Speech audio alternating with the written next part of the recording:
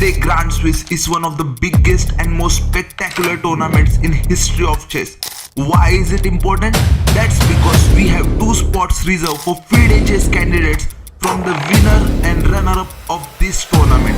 FIDE Grand Swiss 2023 had a tremendous amount of competition consisting of talented players from around the world in both men's and women's section, with 130 players contesting, out of which 105 were grandmasters with a rating average of around 2600 in the open section. Grand Swiss had the top seed of 2786 ELO GM Fabiano Caruana, and the second seed of the tournament was internet sensation the Blitz King Hikaru Nakamura. The tournament takes place at iconic, scenic and a very peaceful venue, the Isle of Man at Villa Marina. And we are off. Round 1 started with lots of excitement. Most top boards drew, whereas the table won. Caruana won his game against Ivan Saric with black pieces in the Sicilian defense. He held the position well. Even with his king in the center, he could manage to win. On table number 4, Indian prodigy Ronak Sadhwani held Dutch number 1 Anish Giri for a draw with his amazing form. Birthday boy Vidit was outplayed against Erwin Lamy on board number 15 with a fair opening at move number 31. Vidit had a slight advantage with his 2 knights and a bishop in the center with the 2 rooks supporting. Vidit was in better place. Then there was a mistake c4 which gave white counterplay. When everything was going alright for Vidit, he blundered with knight takes b2, completely missing the coming moves, and succumbed to the accurate play thereon by Lamy. This was huge blow to Vidit in the very first round. The time pressure had done its job and Vidit was left with a loss. In round number 2, on table number 1, Caruana was paired up against Hans Niemann. This game just shows how one can penetrate small weaknesses, and Caruana managed to win by constantly keeping the attack on. On table number 7, Arjun Erigesi was paired against Anton Guerrero. This game was instructive with double bishop versus a rook and passer. Arjun deserved the win. Vidit was paired up against a fellow Indian GM, Abhijit Gupta. The game went on for as long as 6.5 hours. The game almost looked like a hopeless draw, but it was tenacious Vidi who fought till the end and very well. He played the right f5 breakthrough, and after that it was Vidi who was lucky that Abhijit missed rook g3 and fell to Vidi's king. So it was up. Vidit managed to score a full point which was crucial for him and left the hall with satisfaction. On board number 1, Fabiano managed to score a full point against Hans Niemann, who is a great online blitz player. In round number 3, while most top boards games were drawn, Hikaru Nakamura beats Aryan Chopra, showing his skills. He completely outplayed Aryan and won by attacking his king with queen and bishop. Vidi was paired up against GM Dimitrij. This game was very instructive game. Vidit managed to tackle the dangerous active white pieces and the IQP on d4 by capturing on c6 by b pawn, and continued to fight against Dimitri's queen bishop duo with queen knight duo. This game will surely make Capablanca proud, as he loved the queen knight duo. With 2 straight wins, Vidit is back in action. We also witnessed 2 brilliant games. One of Alexis Shiro versus Nodirbek. It was a very long game where Shiro tried to grind, but Nodirbek stood strong and managed to draw. Arjun still managed to be in joint lead even with a draw. In round number 4, on board number 4, Andre beat Morizzi with black pieces by outplaying his opponent in center and actively playing his pieces. Vidi was paired up against the best GM of his time, Spanish GM Alexis Shiro. Shiro was outplayed by Vidi completely in the opening, as Shiro was not well prepared. Vidi just broke the pawn structure of Shiro and the opening up just like vultures. The double bishop and the rook fed on black king. As the black king tried to seek shelter after Shiro missed the bishop b4, it was completely over for Shiro.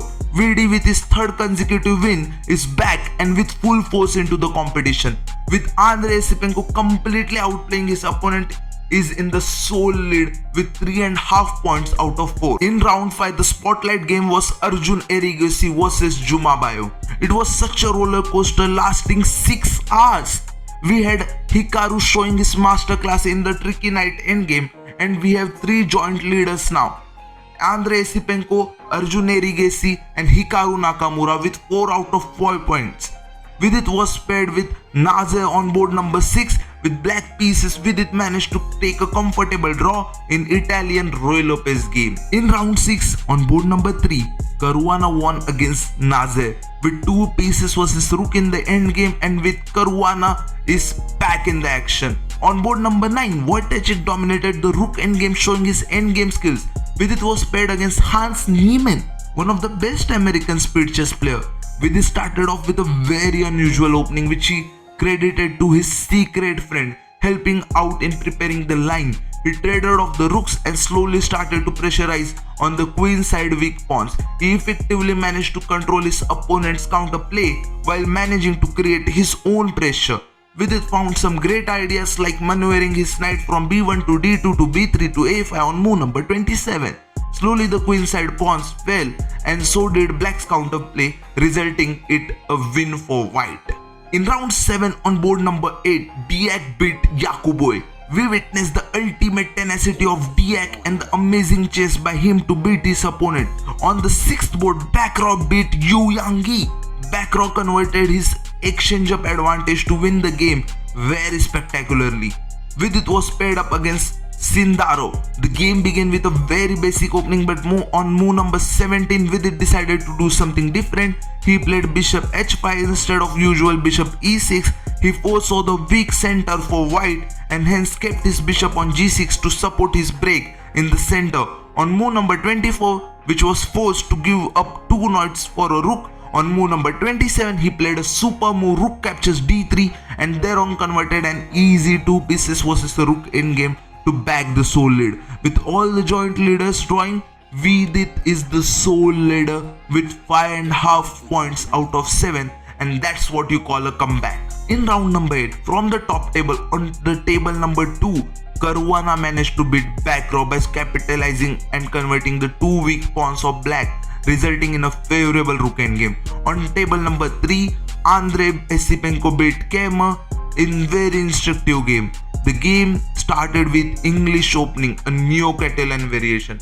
Andrei managed to get a good pawn structure and pawn majority, which he later converted into a full point. On table number 5, we had Diak Bogan versus Wojtaszek. The game started with close Goico opening. On move number 41, Wojtaszek blunder with bishop takes h4, giving up the white just capitalize on the activity of his rook plus knight combo, and slowly the pawns fell.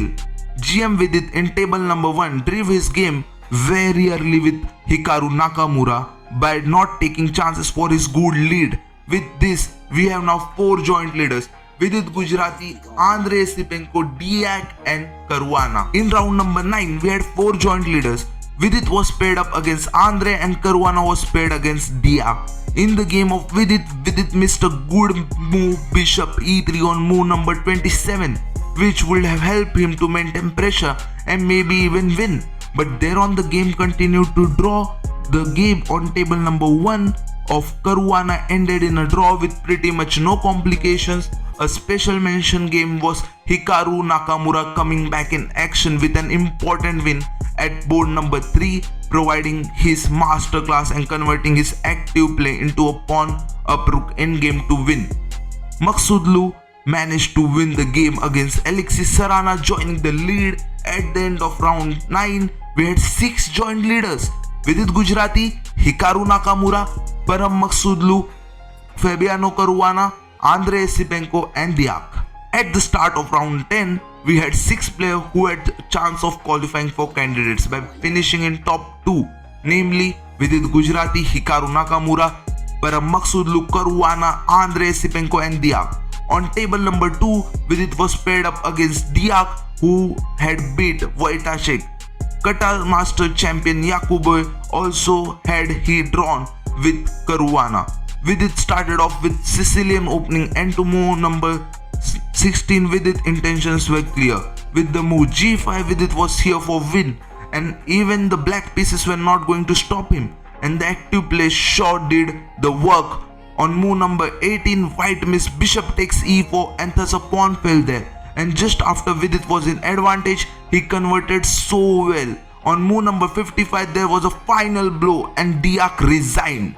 Hikaru was paired up against Caruana and Hikaru managed to win the game thanks to his beautiful attack on the king side and avoiding counterplay for Caruana. Andrei Esipenko also managed to win against Parham Maksudlu by forcing a mate in an opposite color bishop endgame by attacking effectively. At the start of final round 11, we had 3 joint leaders: Vidit Gujrathi, Hikaru Nakamura and Andrei Esipenko. The final round started with serious tension for many players along with their fans. On table number 1, Hikaru Nakamura was paired against Arjun Erigesi and the game started with Sicilian opening. It was clear that Hikaru was not ready to compromise. He was aiming to have a full point with aggressive Sicilian. Arjun Erigesi with his calm gameplay left no chances for Hikaru to try and win. The game went on and Hikaru grinding but ended in a draw as Arjun wasn't going to fall short. On board number 3, Andrei Esipenko was paired up against Dutch number 1 Anish Giri. Andrei was not just in his element in this round, he messed up in the middle game and gave up pawns with advantage. Anish had he converted pretty easily. This was an instructive game on how one could convert and win extra pawn endgames. With 2 leaders having half and 0 point, all eyes were on the third leader, Vidit Gujrathi. Vidit was paired against Predke Alexander. The game started off with Queen's Gambit accepted and led to a very equal middle game. The queens were exchanged and it looked like it was going to be a draw. But suddenly Vidit converted his queenside majority and pushed his passer along the file and black rook hopelessly lying on the king side. And with this white bishop and rook supporting the passer, the pass pawn was not stopping. Thereby Predke accepted his fate and resigned.